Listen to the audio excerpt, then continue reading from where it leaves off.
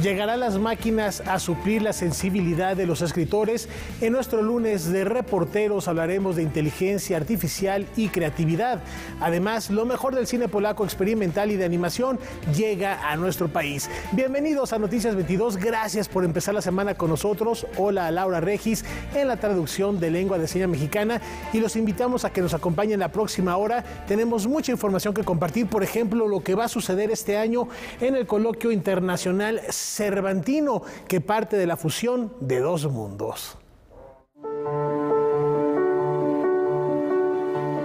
Connotados escritores, investigadores y académicos, todos ellos especialistas en la obra de Miguel de Cervantes Saavedra, se reunirán en Guanajuato, capital, del 30 de mayo al 1 de junio para celebrar la 31ª edición del Coloquio Cervantino Internacional, cuyo tema de este año es el destino literario de la conquista de México. Ya tenemos cerca de 4 ediciones donde hemos tratado un poquito más el tema sobre especialmente cómo la cultura e identidad mexicana surgió a través de este encuentro fuerte de estas dos culturas, que es el momento de la conquista de México. El Coloquio Cervantino Internacional tendrá entre los ponentes de su edición 2022 a la escritora Ana García Bergua, el geógrafo e historiador Jan Meyer y los antropólogos Emily Carrión Blaine y Christian Duverger. El programa académico está compuesto por 11 conferencias, son 10 conferencias y al final es una mesa de síntesis. Y vamos a tener 3 actividades artísticas que conforman las jornadas artísticas cervantinas dentro del coloquio. Estas jornadas contemplan el regreso de los entremeses cervantinos, el estreno mundial del concierto Rabinal Achí de Víctor Rasgado y una exposición del pintor español Augusto Ferrer Dalmau en el Museo Iconográfico del Quijote. Los invitamos a todo el público de Canal 22 a que asistan a la 31ª edición del Coloquio Cervantino Internacional, a desarrollarse del 30 de mayo al 1 de junio en la ciudad de Guanajuato, capital, en el Auditorio General de la Universidad de Guanajuato. El Coloquio Cervantino Internacional es un evento gratuito y podrá seguirse en línea en las redes sociales del Museo Iconográfico del Quijote. Para Noticias 22, César H. Meléndez. Y a propósito de la premisa de la que parte el Coloquio Internacional Cervantino, ¿se han imaginado alguna vez recorrer la Gran Tenochtitlan en aquella época de su esplendor antes de la conquista? ¿Qué creen? Va a ser posible. Este recinto está inspirado en el color del agua y de la tierra y está diseñado por Design Week México. Alude al encuentro de dos mundos y dos culturas. Es el pabellón del encuentro a 500 años de la conquista, que abre sus puertas para ofrecer 2 experiencias interactivas. Ellos se encargan de la parte arquitectónica, que proponen un concepto de dualidad. Es el punto de encuentro entre el pasado y el presente, y es algo que tiene todo que ver con la experiencia que propone, ¿no?, el pabellón del encuentro. La primera experiencia, titulada 1521, y obra de Antonio Fernández Ros, consiste en una sala de escucha donde diferentes lenguas indígenas y el español resuenan en una polifonía que el visitante disfruta a media luz. Él ya había pasado algunos años con estos grupos mayas y por otro lado... La segunda es una experiencia de realidad virtual en la que unos gogles y unos audífonos llevan al visitante a un recorrido por México Tenochtitlan.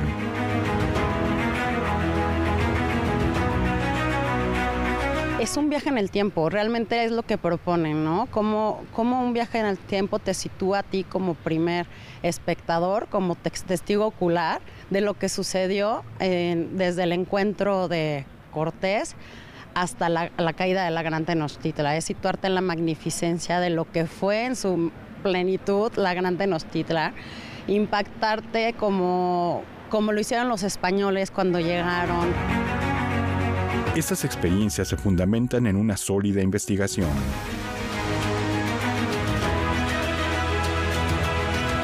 tiene una base muy sólida desde las asesorías históricas a cargo de Adriana Concevic, asesorada obviamente por la gente del INAH que dan todo el aval a los sucesos históricos que enmarcamos en esta experiencia.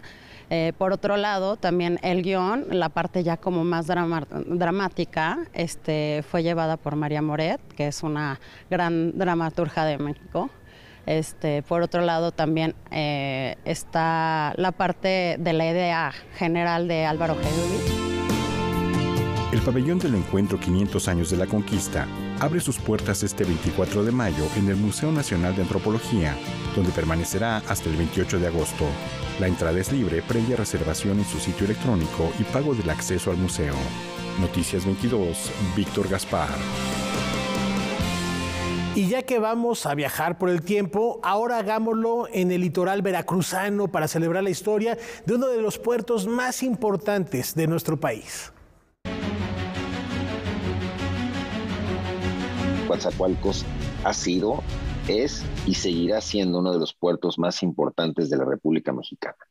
La verdad es que han sido 5 siglos de transformación pura, así le decimos nosotros. Y esto ha llevado a que hoy se convierta realmente en el puerto del futuro. Artes escénicas, un espectáculo con drones y pirotecnia sobre el río Coatzacoalcos o un magno desfile de 5 segmentos que recorre la historia de la antes llamada Villa del Espíritu Santo son solo algunas de las propuestas que conforman Coatzacoalcos 500 años.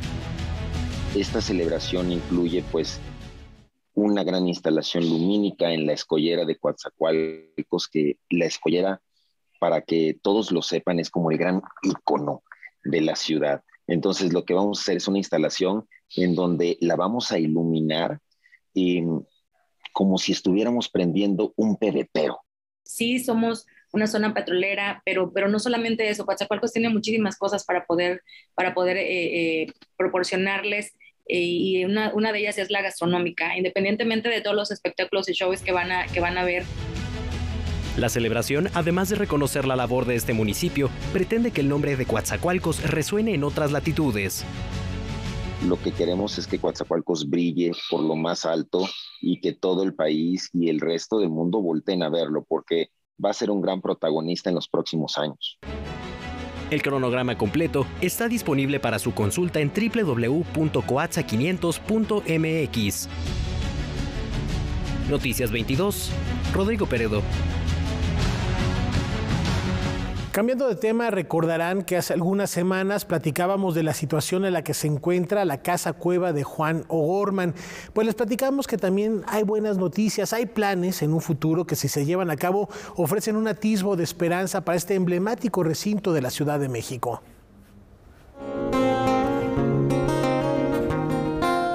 La memoria arquitectónica de la Ciudad de México, desde el funcionalismo hasta lo orgánico, es decir, a la interacción armónica entre lo humano y lo natural, se retrata en la muestra Juan O'Gorman y su casa cueva, apuntes para una reconstrucción que exhibe el Centro Cultural Jaime Torres Bodet del Instituto Politécnico Nacional. Es una exposición muy interesante, que no solo es un tema de arquitectura, sino es además una exposición de reflexión, de investigación, una exposición documental que basada en el trabajo muy arduo de la curadora, la maestra Adriana Sandoval. Con más de 50 piezas en exhibición, entre las que se encuentran fotografías, reimpresiones digitales de planos, maquetas, cuadros y pinturas de artistas que delinearon el trabajo de O'Gorman, la exposición pretende dar a conocer la trayectoria de quien fuera considerado el autor de la primera obra funcionalista en Latinoamérica y su proceso creativo en el diseño de la casa cueva, una de las más polémicas del siglo XX. Esta exposición no se centra un poco en qué pasó con la casa, sino realmente es conocerla, analizarla y de alguna manera en un futuro tal vez pensar en, ¿por qué no?, pensar en reconstruirla. La muestra se podrá visitar hasta el 29 de agosto. Noticias 22, Karen Rivera. Nos vamos a ir a una pausa. Antes compartimos una triste noticia para la cultura, para el mundo de las artes escénicas. Ya se informó y se confirmó el fallecimiento de Luis Enrique Gutiérrez Ortiz Monasterio, mejor conocido como Legón, escritor y dramaturgo, originario de Guadalajara, que no solo marcó al teatro mexicano, sino también a varias generaciones de escritores. De acuerdo con diversas fuentes, el estado de salud de Legón se agravó después de ser tratado por una infección en el sistema digestivo en Jalapa, Veracruz. Diferentes figuras de las artes escénicas han dado el pésame en las redes sociales. Por ejemplo, Enrique Singer, director de la compañía de teatro, mencionó que Gutiérrez Ortiz fue un irrepetible hombre de teatro, imaginativo, contestatario e irreverente. Un abrazo solidario a sus familiares, amigos. De hecho, a Legón no le gustaba dar entrevistas y en las pocas que dio decía que tampoco le gustaba la escena. Le gustaba escribir para la escena, celebraba la literatura escénica, mas no las artes escénicas. Un personaje muy especial, quien seguramente hará mucha falta en lo que respecta a las artes teatrales. Descansa en paz, Legón. Una pausa, regresamos.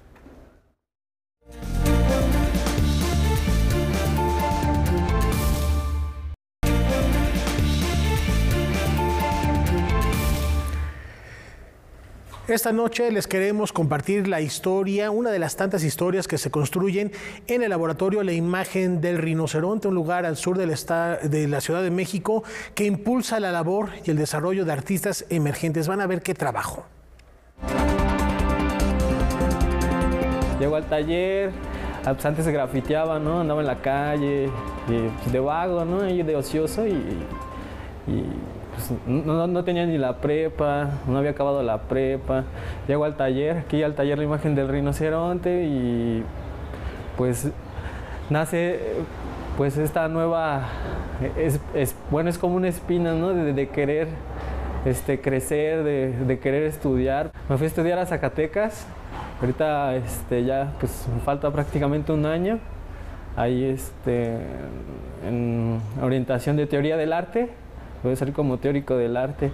Daba clases en la Prepa 1 y en el Cerezo, ahí en Zacatecas. Sí lo pienso, ¿no? De qué hubiera pasado si no me hubiera dedicado a las artes, ¿dónde estaría? ¿Qué estaría haciendo? Creo que pues de alguna manera el sector donde yo vivía pues no me favorecía por completo, ¿no? Entonces creo que me hubiera ido por el camino mucho más fácil, ¿no? Ahí pues el arte me desvió, ¿no? Hacia otra forma de vida. La mamá de Rogelio le dijo que en el centro de Tlalpan daban clases de dibujo y como a él le gustaba eso, pues fue a buscar dónde era. Así llegó al taller La Imagen del Rinoceronte y después de algunas altas y bajas, se dedicó de lleno a la gráfica. Este espacio, con 17 años, ha formado a cientos de jóvenes en esta expresión artística bajo el modelo de taller comunitario. Llegan a querer dibujar, pintar, entonces sirve como un filtro vocacional. Nos interesa que aparte que estén en el taller, estudien a la par, o acaben de estudiar, o entren a la maestría, porque el taller lo que tiene entre la historia es una relación y un mapeo con muchas escuelas de arte. El taller es gratuito, se les dan los materiales y clases. Gracias a este modelo ha sido apoyado por creadores como Francisco Toledo y Manuel Felgueres. Este año Gabriel Macotela y Alberto Castro Leñero convivieron con los alumnos, les dieron clases y crearon 2 carpetas que están a la venta con la intención de reunir fondos para materiales y gastos en general. La idea de la carpeta es que sea también un detonador de conocimiento dentro del taller. Entonces, la enseñanza no solamente está en el ejercicio del día a día, sino también que está con estos creadores que vienen en otro momento y que pertenecen a otra generación y que pues se les contextualiza al grupo de quiénes son y verlos trabajar y cambiar la manera de proceder, ¿no? Hacia el ataque de los medios gráficos, pues va a ser totalmente increíble y satisfactorio. Noticias 22, Alberto Aranda. Yo sé que puede sonar a lugar común, pero no hay mejor hilo para reconstruir el tejido social que el arte. Y en este laboratorio hacen un gran trabajo. De hecho, por ahí hay un joven de 18 años que ya lo están buscando para dar clases en otras escuelas. Cambiamos de tema, ya viajamos hace ratito al esplendor de Tenochtitlan. ¿Qué les parece si ahora nos vamos al esplendor del Antiguo Egipto? Gracias a esta muestra que ofrece el Palacio de Minería. A través de 7 salas y 200 reproducciones, el público tendrá la oportunidad de disfrutar los tesoros de Egipto. Estatuas, sarcófagos, amuletos, joyas y papiros y otras réplicas componen esta exposición impulsada por la Fundación Sofía, con el apoyo de la Facultad de Ingeniería de la UNAM, a través del Palacio de Minería. Un homenaje a este año, precisamente porque coincide con el 200 aniversario del desciframiento del jeroglífico. Champollion, en 1822, gracias a haber estudiado la piedra de Rosetta. También festejamos el 100 aniversario del descubrimiento de la tumba de Tutankamón por Howard Carter en 1922. Tesoros de Egipto nos lleva por un recorrido por la vida cotidiana de aquella cultura, su escritura, sus reyes y dioses y sus ritos funerarios. Destaca una reproducción de la barca funeraria de Keops, que en 5 metros reproduce el original de 67, o el busto de Nefertiti en impresión tridimensional, a cargo de la compañía mexicana Concepto 3D y decorada por integrantes de la Fundación Sofía. Esta exposición ha sido elaborada aproximadamente en 3 años, un poquito más incluso. Incluso en tiempos de pandemia, pues cada uno llevábamos alguna pieza a casa para seguir trabajando, porque estábamos cada uno encerrados en casa. Está hecha íntegramente por voluntarios culturales. Tesoros de Egipto permanecerá en el Palacio de Minería hasta el 30 de septiembre. Noticias 22, Víctor Gaspar. Y de las afluentes del Nilo viajamos a España, donde Yassamuart está haciendo un trabajo impresionante y Francina Islas nos platica al respecto. La Galería Yuri López Coolidge en Madrid se une a la celebración de los 70 años de vida del gran pintor mexicano Yassamuart con la muestra Un mundo raro en el Prado. Desde su primera visita al Museo del Prado en 1989, Yassamuart quedó cautivado de los grandes pintores que reúne esta pinacoteca: Goya, El Greco y en particular Velázquez. Desde entonces ha pintado con su sello personal más de 50 versiones de Las Meninas. Han ido de lo más cercano a la realidad del cuadro, de respetar la composición y los personajes, a cambiar bastante la composición y también cambiar los personajes o poner, digamos, los espacios físicos ocupados por otros personajes de cualquier índole, ya sea músicos o inventados o de la cultura mexicana, etcétera, ¿no? Entonces, pues algunos, por ejemplo, son las meninas taurinas, las meninas de jazz, las meninas de los monstruos, de la invención, de los fantasmas, en fin. Gracias a la libertad creativa e imaginación del maestro, en su más reciente obra conviven por igual personajes mexicanos y españoles en el Museo del Prado. El caso pues, es como inventar una fiesta imaginaria en la que llega Agustín Lara con su piano, Frida Kahlo con Diego, porque además se vuelve un diálogo de Diegos, Diego el español Velázquez y Diego Rivera, mi paisano guanajuatense, la calavera de Posada, alternando con las meninas. Toda esta fiesta imaginaria, gracias al arte, es posible, y desde luego a la imaginación y a la pasión y a eso que nos gusta tanto y que nos enlaza en este caso entre México y Madrid, México. Para Canal 22, desde la Galería Yuri López Coolidge en Madrid, Francina Islas, corresponsal. Gracias, Francina. Un fuerte abrazo, por supuesto, al maestro Yassamuart. Y ya que andamos de trashumantes, de viajeros esta noche, si les pregunto, o si ustedes creen que los primeros viajes transcontinentales fueron por ahí del siglo XV, por navegantes genoveses, están equivocados. Miren por qué.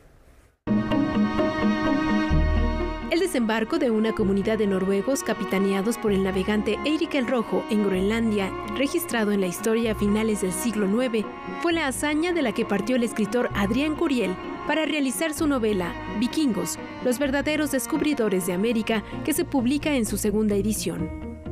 Los vikingos fueron colonizadores de América, pero no fueron conquistadores como lo fueron los españoles o los ingleses. Pero es un episodio del que creo que se puede reflexionar, sobre el que se puede reflexionar y del que se puede hablar mucho más. Basado en documentos históricos y en su imaginación, Adrián Curiel recreó sobre todo la visión humana del pueblo escandinavo, famoso por sus navegaciones, sus batallas sangrientas, sus guerreros y su adoración a los dioses del Valhalla. A lo largo de 21 capítulos breves, delineó, más allá de los mitos, a personajes ficcionales y conocidos como Ragnar Lothbrok y Loki, el dios de la mitología nórdica. Y creo que una de sus características, digamos, es que se aparta un poco de las visiones más estereotipadas que tenemos de los vikingos, que provienen del cine, de series televisivas, algunas muy buenas, de los cómics. Después de la edición de 2012, Vikingos, los verdaderos descubridores de América, se publica en 2022 bajo el sello Lectorum. Noticias 22, Karen Rivera. Y vaya, si los vikingos han inspirado la imaginación de artistas de todas las disciplinas. Y ahora les comentamos que la celebración, la conmemoración del Día Internacional de la Lucha contra la Homofobia, la Transfobia y la Bifobia también ha tenido ecos en el metro de la Ciudad de México. Con espectáculos de danza y música, el sistema colectivo Metro conmemoró el Día Mundial contra la Homofobia en la Glorieta de Insurgentes. Y esta es una manera de llevar un mensaje, pues, de aliento, un mensaje para esa lucha incansable, y al mismo tiempo es también la oportunidad que desde Cultura Metro llevar una pausa para las personas que luchan todos los días contra la discriminación. El Festival de la Lucha contra la Homofobia, Lesfobia, Bifobia y Transfobia también contó con un módulo de la Clínica Condesa para realizar pruebas rápidas de VIH y hepatitis C. Esta serie de festivales con la intención de llevar mensajes, pues, de empatía, de acercamiento con todas las poblaciones y hoy en particular con la diversidad sexual, para que sepan que desde el Metro también enviamos estos mensajes de respeto y de tolerancia. Noticias 22, Óscar Cortés. Ya se reveló la lista de nominados para la próxima edición de los premios Pantalla de Cristal.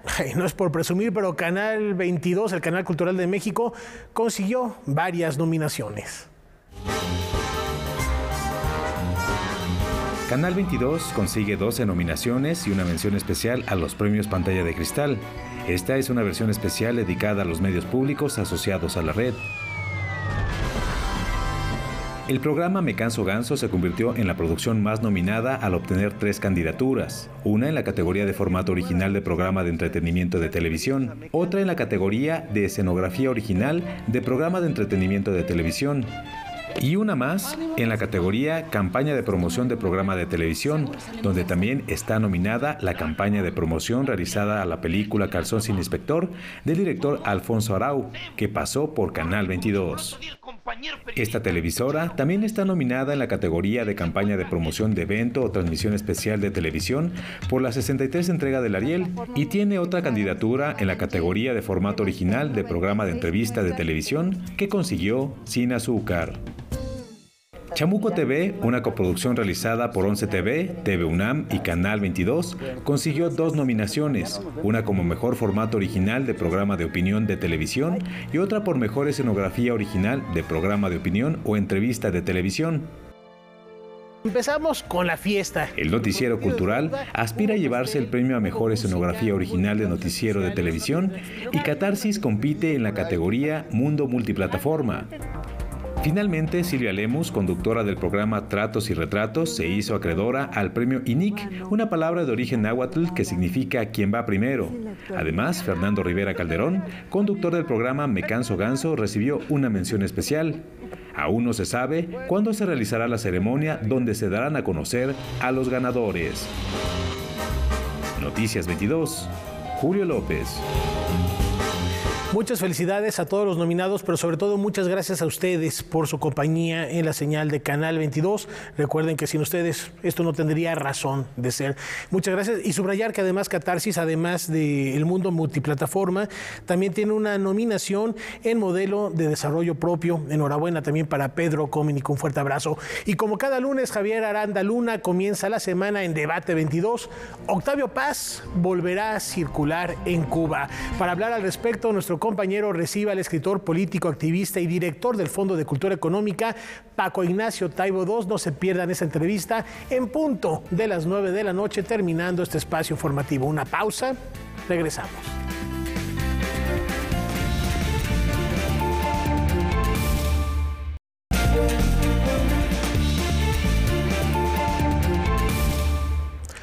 ¿Ustedes saben qué clase de otakus son? Descúbralo en este nuevo segmento de Noticias 22. Konnichiwa amigos, bienvenidos a Rincón Nippon. Yo soy Miri Murasaki y hoy vamos a descubrir qué tipo de otaku eres tú. El término otaku popularmente se utiliza para referirse a la gente que siente una gran fascinación por la cultura japonesa, en especial el anime y el manga. Pero ser otaku va más allá todavía y abarca varios aspectos de la cultura japonesa. En el año 2005, el Instituto de Investigación Nomura hizo énfasis en que existen varios tipos de otakus diferentes, entre ellos, otaku del anime, que son aquellas personas que disfrutan coleccionando y viendo anime, otaku del manga, otaku de los videojuegos, que son aquellos que viven y respiran por y para los videojuegos, otaku de las figuras. Gracias a estas figuras, cualquier historia, saga, manga o anime está sujeta a ser coleccionable para después ser exhibida en vitrinas especiales. Otaku del tren, que es capaz de detectar modelos de trenes clásicos y modernos a simple vista y conocen a la perfección sus rutas, horarios y decoración. Cosplay otaku, la gente que se disfraza con mucha dedicación de sus personajes favoritos. En México ya existen festivales y eventos en los que muchos otakus desfilan con sus nuevas creaciones, modelos y disfraces. Idol otaku, que son personas aficionadas de las bandas de la música japonesa que incluso hacen coreografías sincronizadas durante los conciertos o eventos. Otaku del folclore, que son quienes disfrutan de las leyendas e historias sobrenaturales de Japón, como los famosos fantasmas, también llamados yokai. Y otaku de la gastronomía japonesa, que son quienes aman cualquier producto culinario surgido de Japón, como el sushi, el ramen, los dulces tradicionales que vemos en manga y el anime. Particularmente yo soy de este tipo de otaku. ¿Tú qué tipo de otaku eres? Yo soy Miri Murasaki y nos vemos la próxima en Rincón Nippon. ¡Sayonara! Arigato Miri, yokoso, bienvenida a Noticias 22. Y de Japón nos vamos a Polonia porque el cine de animación experimental de aquellas latitudes abre una nueva ventana para su exhibición en la Ciudad de México. A partir de este martes, la Cineteca Nacional y el Centro de Capacitación Cinematográfica presentan Anima Polonia, una muestra de cine que se organiza con la Filmoteca Nacional Instituto Audiovisual de Varsovia y con la Embajada de la República de Polonia en México. Del 24 al 31 de mayo, conoceremos el vínculo entre el cine experimental y la animación. Siempre tienen una como mezcla de cine animación y experimental. Experimental me refiero también al montaje, que en estos años, pues como años 70, 80 todavía era análogo. Entonces fueron experimentos con las imágenes filmados y luego experimentos con la cinta. Animación es animación polaca, siento que es poco conocida en México. Entonces, hace casi 4 años empezamos a armar un programa y pues obvio con los problemas con la pandemia se tardó mucho. 64 películas conforman la muestra. Todas se presentarán en 8 secciones temáticas diferentes, entre ellas metáforas de libertad y opresión, cuentos no aptos para niños y animación documental. La inauguración va a presentar 4 cortometrajes de Piotr Dumała, quien es nuestro invitado especial, que ya está en México. Vamos a presentar 9 películas de él. Entonces podemos decir que ya es una sección como una pequeña retrospectiva de su trabajo y con su presencia aquí en México.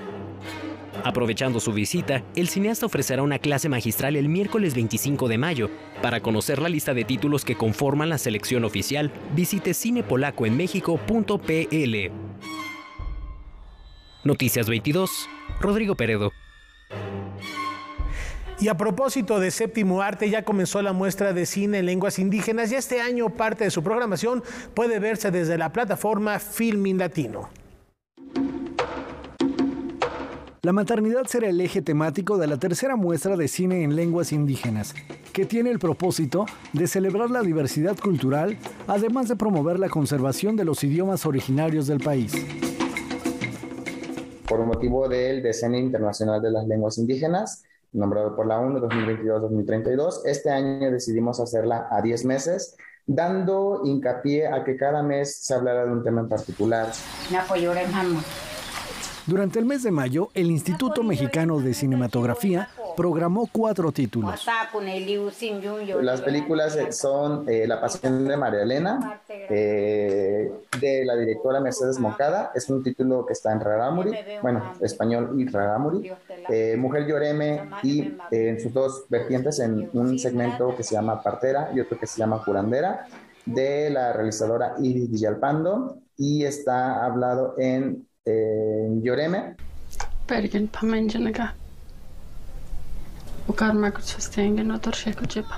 También estará disponible Ishujaras Caché, acompañando una ficción narrada en purépecha realizada por los colectivos Marea Verde Michoacán, Jire y Mapas.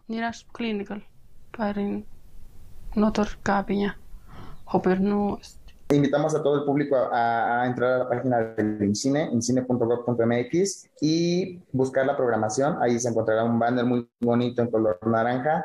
Da clic ahí y con gusto podrán ver toda la programación de las televisoras, toda la programación de las sedes, y en la plataforma Filmin Latino, la plataforma del INCINE, podrán disfrutar de los títulos desde este momento y hasta el 31 de mayo. Noticias 22, Óscar Cortés. Cambiamos de tema y es muy importante hacer énfasis que la pandemia de la COVID-19 no ha terminado y hay razones de sobra por seguir usando el cubrebocas y no se diga la higiene habitual de manos, de alimentos, etcétera. Y también para que no se preste a malas interpretaciones, es importante saber en qué está ahorita la Organización Mundial de la Salud a propósito de la viruela símica, comúnmente denominada viruela del mono, que ha causado mucha inquietud en últimos días. ¿Qué se sabe hasta el momento? Aquí les comentamos. La viruela del mono, como bien indica su nombre, fue detectada inicialmente en mono, en macacos, en investigación en 1958, en laboratorio. Es de la misma familia que el virus de la viruela que conocíamos y que ya está erradicada desde 1980. La viruela está erradicada gracias a la vacunación. En los últimos 10 días, la Organización Mundial de la Salud ha registrado más de 90 casos de la viruela del mono en 12 países, entre ellos España, Canadá y Estados Unidos. Frente al aumento de contagios, la OMS convocará a un grupo de expertos para discutir la propagación del virus que provoca esta enfermedad y su prevalencia. Es una enfermedad endémica de países africanos, principalmente, por ejemplo, el centro de África, como en el Congo, y en África Occidental, como en Nigeria.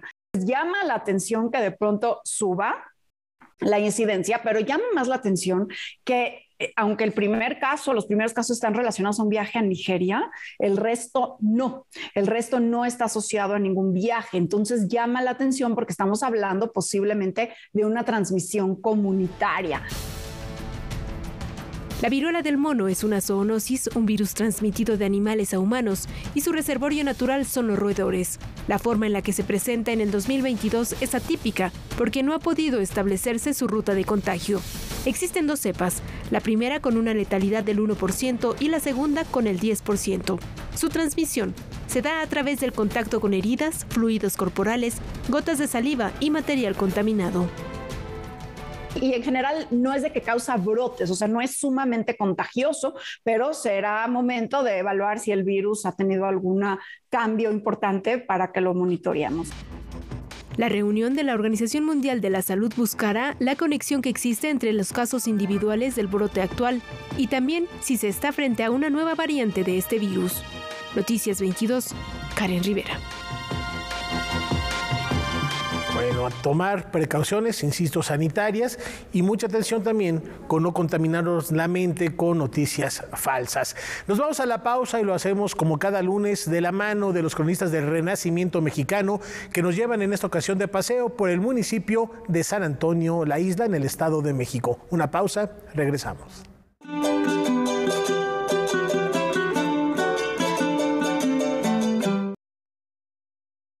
San Antonio, La Isla, Estado de México. Buenas noches, amigos. Hoy día les damos la más cordial bienvenida en estas cápsulas culturales. Vamos a presentarles uno de los libros guía de San Antonio, La Isla, en el Valle de Toluca. Yo soy María Elena Maruri Carrillo, antropóloga de profesión, y hoy día soy cronista municipal de San Antonio, La Isla, Estado de México. Su origen se encuentra en el contexto histórico de aquel señorío prehispánico de Calimaya y Tepemachalco. Su territorio ha sido consolidado desde su fundación en el siglo XVI durante la época colonial. Sus habitantes a lo largo de toda su historia lucharon por la autonomía política y en 1847 lograron constituirse en municipalidad. Actualmente, el municipio de San Antonio La Isla está conformado por dos localidades originarias. San Antonio La Isla, que es la cabecera municipal, y San Lucas Tepemachalco, hoy día la delegación. Ambos son pueblos ribereños con tradiciones y costumbres de una cultura ancestral. Otomí y Matlatzinca, respectivamente, les recomiendo visitar el Museo Municipal Techaloyan Tepemachalco, donde se encuentra un acervo arqueológico que da cuenta de la presencia de grupos humanos en tiempos muy remotos. Apreciarán también una gigantesca reproducción del pintoresco códice de San Antonio Techaloyan, que sin lugar a dudas es uno de los patrimonios históricos invaluables de la cultura isleña. Asimismo, admirarán una impresionante colección de artesanías en madera y hueso en las que podrán identificar verdaderas creaciones artísticas de manufactura tradicional.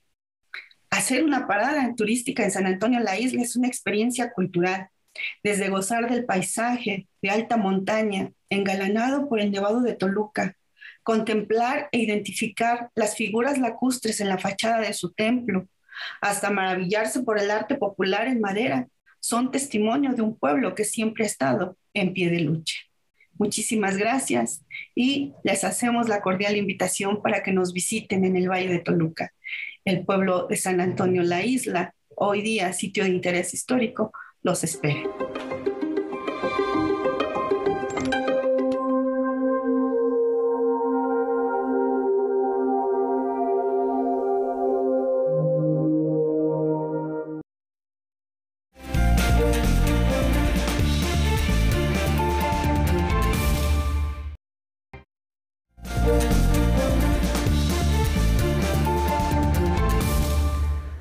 Gracias por continuar en Noticias 22 y tenemos otra de esas noticias que ensombrecieron el fin de semana.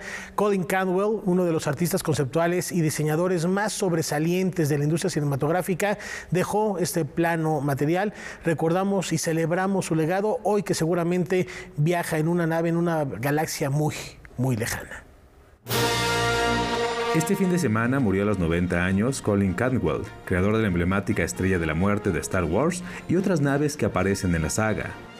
Junto con George Lucas realizó el diseño de otras naves espaciales de combate como el X-Wing, el TIE Fighter y el Destructor Estelar. Es evidente que estos fueron sus trabajos más conocidos, pero también tuvo una participación importante en otros filmes de ciencia ficción como 2001 Odisea en el Espacio de Stanley Kubrick, Juegos de Guerra de John Badham y Encuentros cercanos del tercer tipo de Steven Spielberg. En algún momento de su vida, Colin Cantwell también trabajó para la NASA como analista de trayectorias.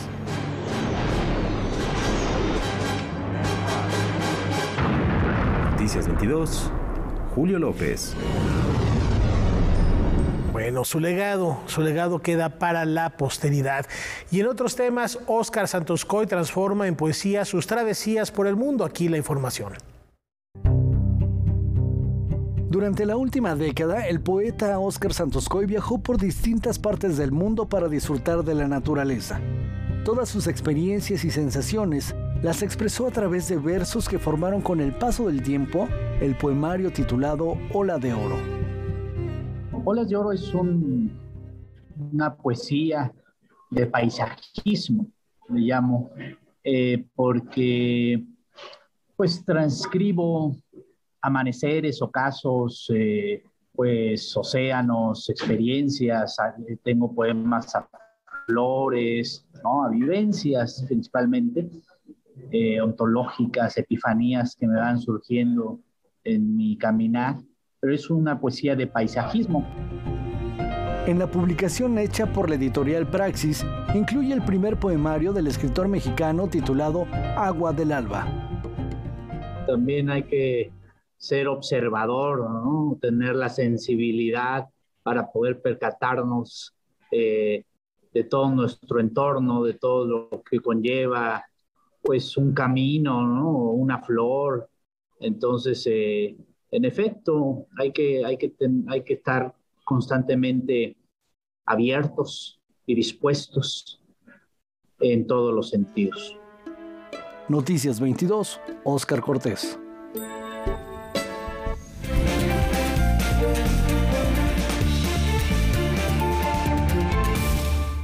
Lunes de reporteros, nuestra sección estelar está arrancando esta semana. Víctor Gaspar, me da mucho gusto recibirte, mi querido amigo, para platicar de un tema fascinante.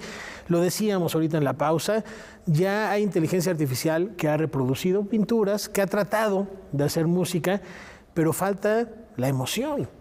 ¿Podrá algún día la inteligencia artificial llegar a emocionarnos, y en esta ocasión de manera particular con una obra literaria? Un gusto estar de vuelta, Rafa. Pues esa es la pregunta del millón, realmente. No sabemos, lamentablemente muchas veces el avance tecnológico va mucho más allá de nuestra capacidad de reflexionarlo, de pensarlo. Justo hace unas semanas en la Bienal de Venecia, en la 59 edición, se presentó Aida, un robot que, además de ser una pieza de alguna manera artística en sí misma, dada su sofisticación, Aida también es capaz de reproducir cuadros, de dibujar, registrando a las personas a través de sus ojos, sus cámaras, y después articulando con estos mecanismos complejos. Y ahora, bueno, pues hay que preguntarse si esto va a alcanzar también a la creación artística, la creación en particular literaria. Como ya decías, son múltiples los caminos que ha tomado la tecnología y en los cuales está impactando, particularmente en áreas que considerábamos exclusivamente humanas, la inspiración. La musa se nos volverá bits y bytes. ¿Quién sabe? Pues sí, tendríamos que pensarlo, ¿no? A la menor provocación. Uno puede tener empatía por sus dispositivos electrónicos. Mucha atención con esto. No tiene que ser al revés. Se pueden programar, se pueden simular. Ahorita me vino a la mente Sofía, se llama esta robot que emula las emociones con el rostro y microexpresiones. Prácticamente una autómata perfectamente diseñada, pero no siente emociones. Es una réplica de unos y ceros de lo que está viendo. Pues tocas un tema central que es también la cuestión de la empatía.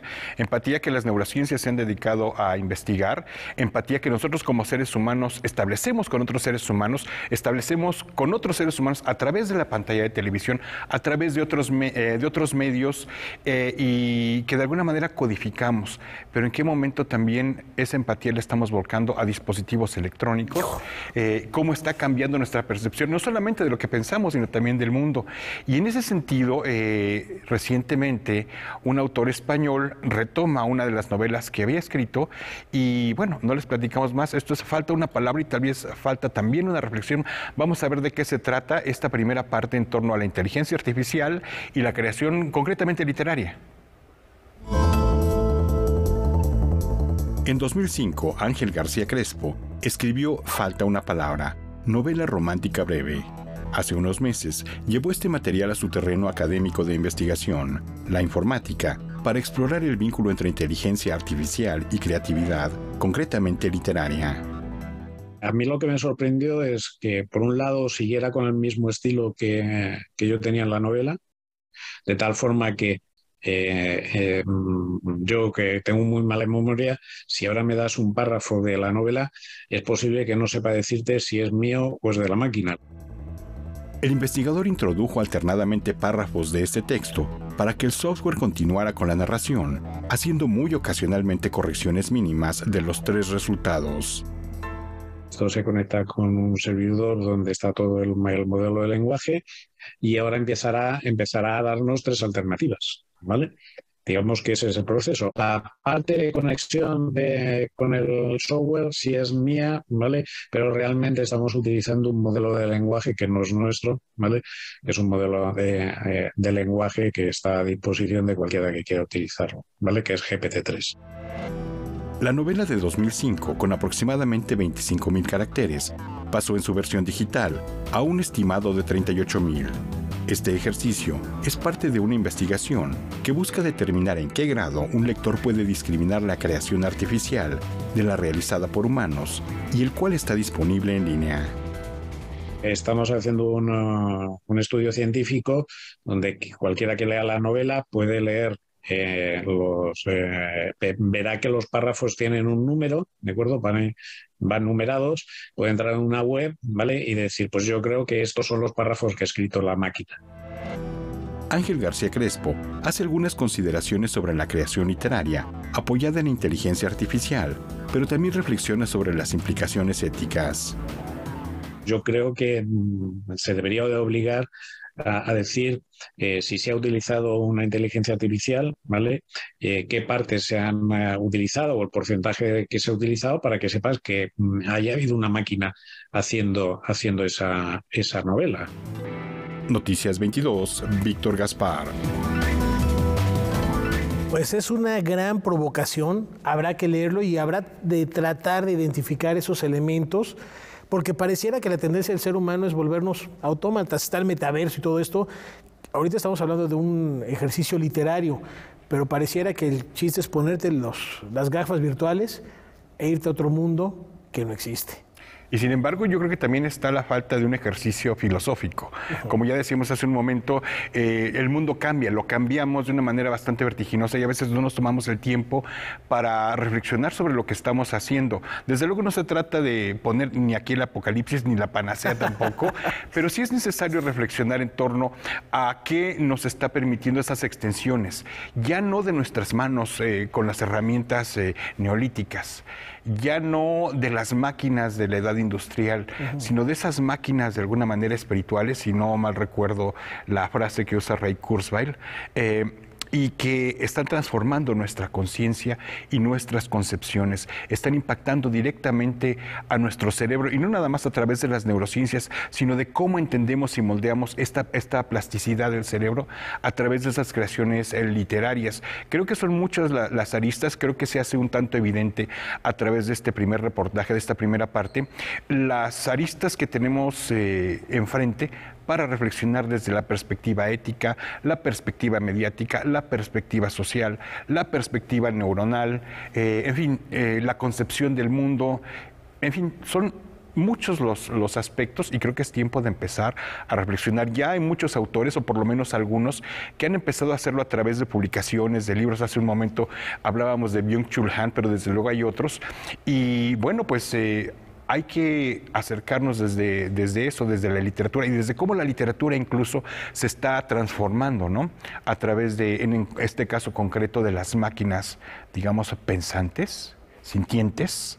Abordas elementos muy interesantes desde el punto de vista de la filosofía, pero no solo de la presente, la historia de la filosofía, y hablabas de la empatía, y la empatía nos lleva a evolucionar como seres humanos.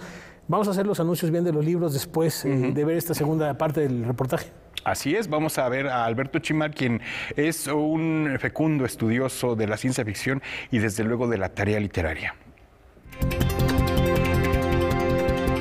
El escritor Alberto Chimal ve como un enorme potencial el vínculo entre inteligencia artificial y creación artística, particularmente literaria, independientemente de otras consideraciones. Eso nos permite involucrarnos de otra manera con el proceso creativo, nos permite entender también de otra forma las semejanzas y las diferencias entre el pensamiento humano y la operación de un software, y nos permite, de hecho, involucrarnos de formas distintas con ese proceso Versado en el tema de la ciencia ficción, Alberto Chimal señala las posibilidades de exploración de esta dupla en términos de lenguaje. Y también eso implica una mirada distinta de incluso de las bases del lenguaje, el lenguaje escrito, el lenguaje pictórico, ¿no? Nos puede volver, o nos podría volver idealmente, más conscientes de cómo definimos para nosotros mismos y de cómo nos relacionamos con esas actividades estéticas. No obstante, considera otros factores del hecho literario, sea como escritor o como lector, y su mediación a través de plataformas que se someten a lo que puede denominarse el régimen del algoritmo y que involucran un control e incluso una manipulación del gusto. Estamos otorgándole a las computadoras, a las empresas que manejan estas redes de comunicación, qué poder les estamos dando sobre cómo leemos y cómo percibimos, ya no digamos las artes, sino el mundo entero. El escritor considera que el aprecio social que existe por las nuevas tecnologías también influye en la percepción de las obras. Hay cierta especie de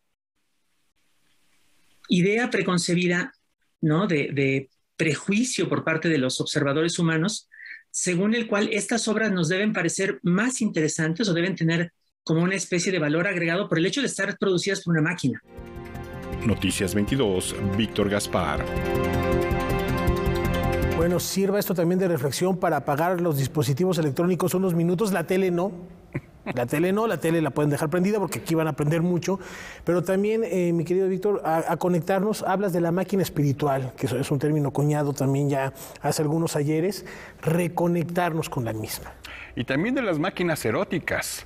Recordemos una frase de Jude Law, interpretando a este androide en la película de Steven Spielberg, Inteligencia Artificial precisamente, y que le dice a una cliente, recordemos que era un gigoló, un trabajador digital del sexo, y le dice: Patricia, una vez que conoces a un robot amante, jamás querrás tener a un hombre de verdad otra vez. Esto nos abre, desde luego, perspectivas enormes y que no vamos a cubrir en un tiempo tan breve como la televisión. Y permíteme, estamos hablando hace un momento de algunos libros que nos encontramos sobre el tema para reflexionar sobre el impacto de las tecnologías. Uno de ellos es este, Byung-Chul Han, No Cosas, y habla sobre la virtualización de los objetos a partir de las nuevas tecnologías, la selfie, que probablemente nos esté desapareciendo de alguna manera. Curiosamente, la empatía ahí funciona, creo que de manera bastante particular. Habría que pensarlo, comentarlo y tomarnos incluso un café para pensar qué está pasando con nuestra presencia a través de las selfies. Y hay otro libro que se llama La inteligencia artificial o el desafío del siglo, anatomía de un antihumanismo radical, y aquí habría que señalar antihumanismo, Eric Sadan. Ahí tienen ustedes la referencia bibliográfica en sus pantallas. Para empezar a leer, a Eric Sadan, un crítico de las nuevas tecnologías, de los algoritmos, incluso también de la transformación de la voluntad. Hemos transferido nuestras decisiones a los algoritmos, estamos transfiriendo también nuestra voluntad creativa y nuestra capacidad creativa a las máquinas. Son preguntas, creo que fuertes. Creo que tendremos que enfrentar estas interrogantes en años por venir, si es que queremos de alguna manera poseer esas máquinas, desatar su potencial y no volvernos esclavos de ellas. Como te digo, no vamos a hablar de apocalipsis, pero tampoco de panaceas. No, pero Buy lo menciona, ¿eh? ¿Qué tan libres somos al elegir o al abrir una página de internet o a buscar? ¿De verdad hay libertad en esa libertad tecnológica?